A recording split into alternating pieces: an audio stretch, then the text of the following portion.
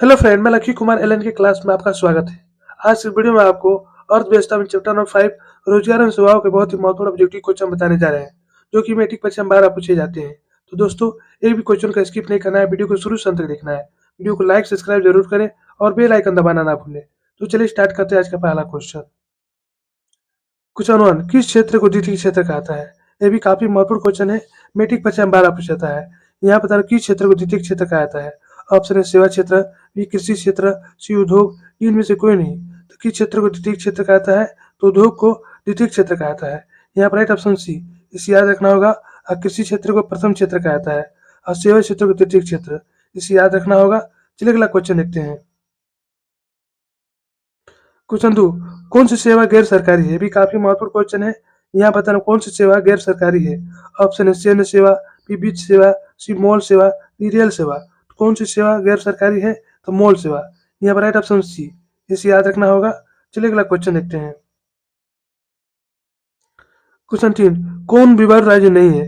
ये VVI question है, matric परीक्षा में 12 पूछा जाता है। यहाँ बताना कौन बीमार राज्य नहीं है। ऑप्शन है बिहार, बी मध्य प्रदेश, सी कर्नाटक, डी उड़ीसा। तो कौन बीमार राज्य नहीं है? तो बिहार, मध्य प्रदेश और उड़ीसा, ये तीनों बीमारी राज्य है, जबकि कर्नाटक नहीं है। यहाँ पर राइट ऑप्शन सी, इसे याद रखना होगा। चलिए अगला क्वेश्चन देखते हैं। क्वेश्चन 4, मानव पूंजी के प्रमुख घटक कितने हैं? ये भी काफी महत्वपूर्ण क्वेश्चन है। यहाँ बताना आपको मानव पूंजी के प्रमुख घटक कितने हैं। ऑप्शन है 6, बी 4, सी 5, डी 8। तो मानव पूंजी के प्रमुख घटक कितने हैं? तो 5 है। यहाँ पर राइट ऑप्शन सी, इसे याद रखना होगा। चलिए अगला क्वेश्चन देखते हैं। क्वेश्चन 5, भारत में सेवा क्षेत्र को सामान्यतः कितने भागों में बांटा जा सकता है? ये भी काफी महत्वपूर्ण क्वेश्चन है। यहाँ बताना आपको भारत में सेवा क्षेत्र को सामान्यतः कितने भागों में बांटा जा सकता है। ऑप्शन है 2, बी 4, सी 6, डी 8। तो भारत में सेवा क्षेत्र को सामान्यतः कितने भागों में बांटा जा सकता है? तो 2 भागों में। यहाँ पर राइट ऑप्शन ए, इसे याद रखना होगा। चलिए अगला क्वेश्चन देखते हैं। क्वेश्चन 6, बिहार एक राज्य है। ये भी काफी महत्वपूर्ण क्वेश्चन है। यहाँ बताना बिहार एक राज्य है। ऑप्शन उद्योग प्रधान, बी पशुपालन प्रधान, सी खनिज प्रधान, डी कृषि प्रधान। तो बिहार एक ऐसा राज्य है, तो कृषि प्रधान राज्य है। यहाँ पर राइट ऑप्शन डी, इसे याद रखना होगा। चलिए अगला क्वेश्चन देखते हैं। क्वेश्चन 7, बिहार झारखंड विभाजन के पश्चात कौन सा उद्योग बिहार में रह गया? ये वीवीआई क्वेश्चन है, मैट्रिक परीक्षा में 12 पूछा जाता है। यहाँ बताना बिहार झारखंड विभाजन के पश्चात कौन सा उद्योग बिहार में रह गया। ऑप्शन लौह इस्पात उद्योग, बी चीनी उद्योग, सी कपड़ा उद्योग, डी इनमें से सभी।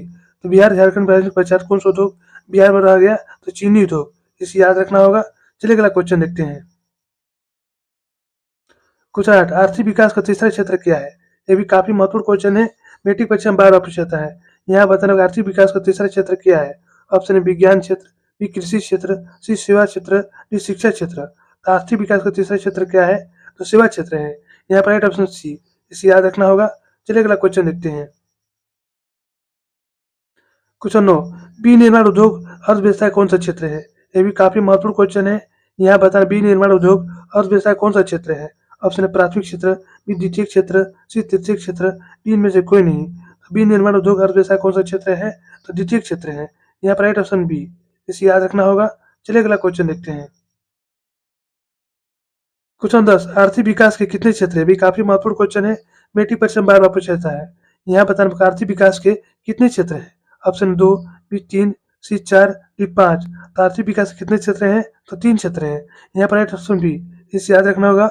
और कौन कौन से है? तो कृषि क्षेत्र है, उद्योग क्षेत्र है और सेवा क्षेत्र, इसे याद रखना होगा।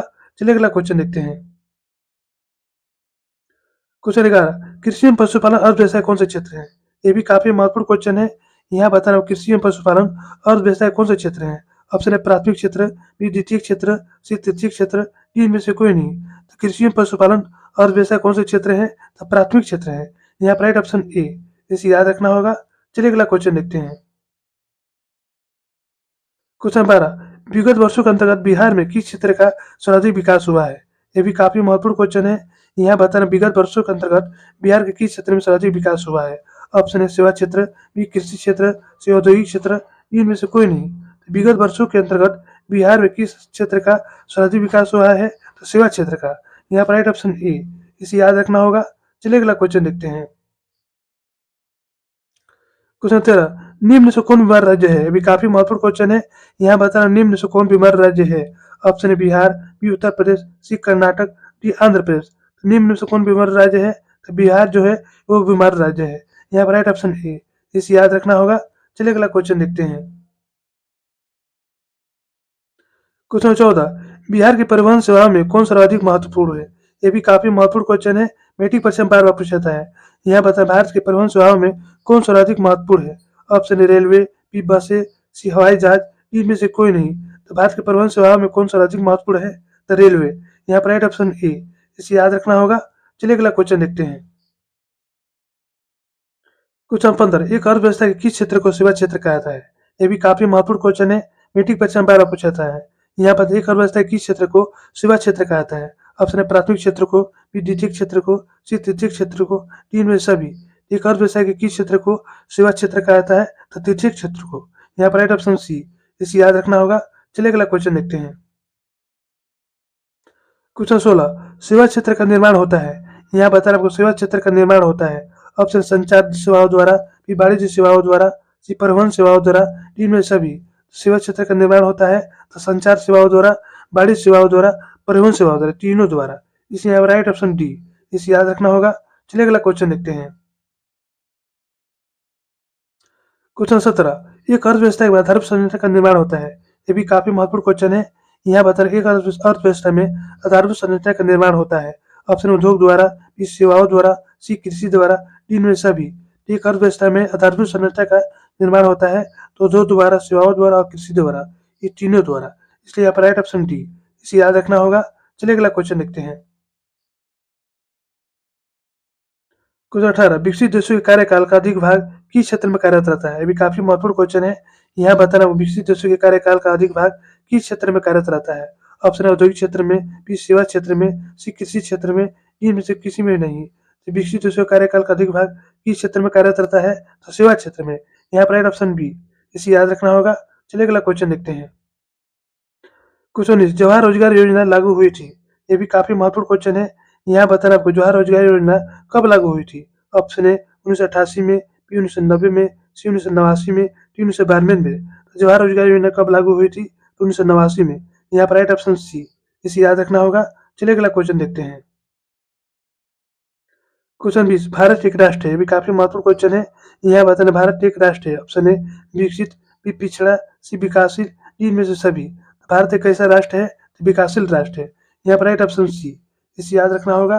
चलिए अगला क्वेश्चन देखते हैं। क्वेश्चन 21, उदारीकरण और वैश्वीकरण के कारण सेवा क्षेत्र में प्रगति हुई है। ये भी काफी महत्वपूर्ण क्वेश्चन है। यहाँ बताना उदारीकरण और वैश्वीकरण के कारण सेवा क्षेत्र में क्या प्रगति हुई है? ऑप्शन है काफी तेज, बी कम, सी मध्यम, डी एकदम कम। तो उदारीकरण और वैश्वीकरण के कारण सेवा क्षेत्र में प्रगति हुई है तो काफी तेज। यहाँ पर राइट ऑप्शन ए, इसे याद रखना होगा। चलिए अगला क्वेश्चन देखते हैं। क्वेश्चन 22, रोजगार का क्षेत्र नहीं है। ये भी काफी महत्वपूर्ण क्वेश्चन है। यहाँ बताना कोई इनमें से कौन रोजगार का क्षेत्र नहीं है? ऑप्शन उद्योग, बी कृषि, सी सेवा, डी जमीन। तो रोजगार का क्षेत्र कौन नहीं है? तो जमीन। यहाँ पर राइट ऑप्शन डी, इसे याद रखना होगा। चलिए अगला क्वेश्चन देखते हैं। क्वेश्चन 23, कृषि क्षेत्र में पाई जाती है। ये भी काफी महत्वपूर्ण क्वेश्चन है। यहाँ बता रहा हूँ कृषि क्षेत्र में पाई जाती है। ऑप्शन सी बेरोजगारी, बी बेरोजगारी, सी पूर्ण बेरोजगारी, डी बीत बेरोजगारी। तो कृषि क्षेत्र में क्या पाई जाती है? तो छिपी बेरोजगारी। यहाँ पर राइट ऑप्शन ए, इसे याद रखना होगा। चलिए अगला क्वेश्चन देखते हैं। क्वेश्चन 24, भारत एक देश है। यहाँ बताना कि भारत एक कैसा देश है? ऑप्शन उद्योग प्रधान, बी कृषि प्रधान, सी कार्य प्रधान, डी स्वास्थ्य प्रधान। तो भारत एक कैसा देश है? तो कृषि प्रधान देश है। यहाँ पर राइट ऑप्शन बी, इसे याद रखना होगा। चलिए अगला क्वेश्चन देखते हैं। क्वेश्चन 25, मानव की न्यूनतम आवश्यकता क्या है? भी काफी महत्वपूर्ण क्वेश्चन है। मैट्रिक परीक्षा में 12 पूछा जाता है। यहाँ बताना मानव की न्यूनतम आवश्यकता क्या है? ऑप्शन ए रोटी, कपड़ा और मकान, बी कपड़ा, रोटी और सब्जी, सी रोटी, फल एवं सब्जी, डी तेल। तो मानव की न्यूनतम आवश्यकता क्या है? तो रोटी और कपड़ा, मकान। यहाँ पर राइट ऑप्शन ए, इसे याद रखना होगा। चलिए अगला क्वेश्चन देखते हैं। क्वेश्चन 26, रोजगार एवं सेवा एक दूसरे के क्या है? ये भी काफी महत्वपूर्ण क्वेश्चन है। यहाँ बताना रोजगार एवं सेवा एक दूसरे के क्या है? ऑप्शन है परस्पर, बी उल्टा, सी विरोधी, डी इनमें से सभी। तो रोजगार एवं सेवा एक दूसरे के क्या है? तो परस्पर है।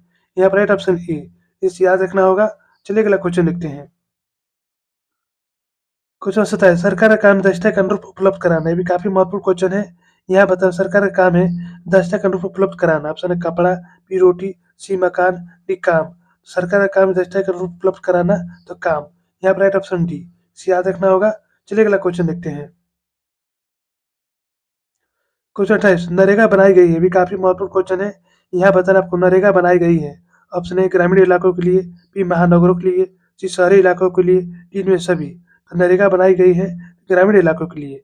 यहाँ पर राइट ऑप्शन ए इसे याद रखना होगा। चलिए अगला क्वेश्चन देखते हैं। क्वेश्चन 19 भारत सरकार ने किस प्रकार शिक्षा को मौलिक अधिकार घोषित कर दिया है। ये भी काफी महत्वपूर्ण क्वेश्चन है। यहाँ बताना भारत सरकार ने किस प्रकार शिक्षा को मौलिक अधिकार घोषित कर दिया है। ऑप्शन ए प्राथमिक शिक्षा को, बी माध्यमिक शिक्षा को, सी उच्च शिक्षा को, डी तकनीक शिक्षा को।